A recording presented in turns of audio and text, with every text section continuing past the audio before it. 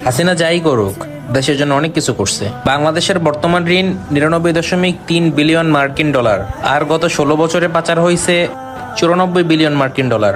হিসাব করে দেখলাম, বেটে যে টাকা পাচার করছে সে টাকা দিয়ে মাত্র 697টা মেট্রো রেল, 397টা স্যাটেলাইট আর 36টা পদ্মা সেতু বানানো যাইত।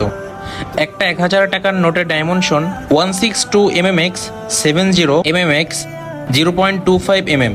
11 লক্ষ কোটি টাকা 1000 টাকার নোট দিয়ে একটার উপরে একটা রাখলে হাইট হবে 2750.5 কিলোমিটার। বাংলাদেশের সর্বোচ্চ উচ্চতার পাহাড় সাকা হ্যাফং এর উচ্চতা 1063 মিটার।